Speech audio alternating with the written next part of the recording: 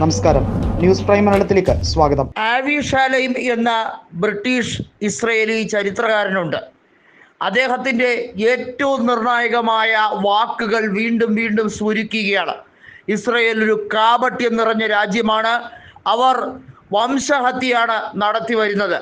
ലോകരാജ്യങ്ങൾക്ക് സമാധാനത്തിന് ഒരു രീതിയിലും വില കൊടുക്കാതെ അവരുടെ എല്ലാം സമാധാനം നശിപ്പിക്കാൻ വേണ്ടി അയൽ രാജ്യങ്ങളെ ആക്രമിച്ച് കീഴ്പ്പെടുത്താനും അതുപോലെ തന്നെ അന്താരാഷ്ട്ര ഉടമ്പടികൾ പലതും നിരസിച്ചുകൊണ്ട് ഏകാധിപത്യമായി പെരുമാറാനുമാണ് അവർ പണ്ട് മുതലേ പഠിച്ചിട്ടുള്ളത്.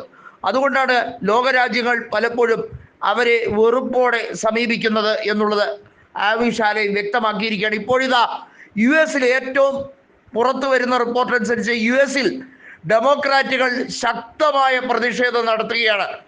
US കോൺഗ്രസിൽ എന്താണ് നടക്കുന്നത്? സാധാരണക്കാരുടെ പൊതുജനത്തിൻ്റെ നികുതി എടുത്ത് ഇസ്രയേൽ ഗവൺമെന്റിന് യുദ്ധം നടത്താൻ കൊടുക്കുകയാണോ? അതിനാണോ ഞങ്ങളുടെ കയ്യിൽ നിന്നും പണം പിരിച്ചെടുക്കുന്നത് എന്ന വ്യക്തമായ ചോദ്യവുമായി നിരവധിയായ ജനങ്ങൾ തെരുവിലേക്ക്, പല നഗരങ്ങളിലും തെരുവിലേക്ക് ഇറങ്ങുന്ന കാഴ്ചയാണ് കാണുന്നത്.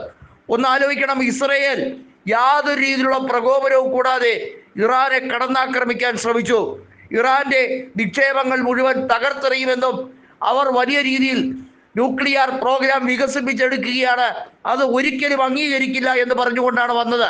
എന്നാൽ അന്താരാഷ്ട്ര ന്യൂക്ലിയർ ഡീലുമായി ബന്ധപ്പെട്ട വിഷയങ്ങളിൽ ഇറാൻ കൃത്യമായി എല്ലാ കാലഘട്ടത്തിലും അവരുടെ എല്ലാ വിവരങ്ങളും പുറത്തു നൽകിയിട്ടുണ്ട്. ഇസ്രയേൽ ഒരു രീതിയിലും പുറത്തു നൽകാറില്ല.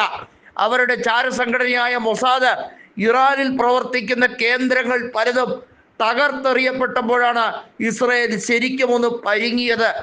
അതിൻ്റെ ഏറ്റവും ഉച്ചസ്ഥായിലെത്തിയത് ഇസ്രായേലിലെ ടെല്ലവീവിൽ തന്നെയുള്ള മൊസാദിൻ്റെ താവളങ്ങൾ ആക്രമിക്കപ്പെടുന്ന സാഹചര്യം വന്നപ്പോഴാണ് ഹൈഫയും ടെല്ലവീവും ഒക്കെ വെന്ത് ചാരമാകുന്ന കാഴ്ചയിലേക്ക് പോകുമ്പോൾ നെതന്യാഹു ബങ്കറുകളിൽ കയറി ഒളിച്ച് അഭയം തേടാമെന്ന് വിചാരിച്ചു. എന്നാൽ കൃത്യമായി ഇസ്രായേൽ ആ മുന്നറിയിപ്പ് കൊടുത്തിരിക്കുകയാണ്. ഇനിയും ഞങ്ങളുടെ ക്ഷമ പരീക്ഷിച്ചാൽ ഞങ്ങൾ ചെയ്യാൻ പോകുന്ന എന്തൊക്കെയാണ് എന്നുള്ളത് നിങ്ങളുടെ രാജ്യത്തിന് സ്വപ്നം പോലും കാണാൻ കഴിയില്ല.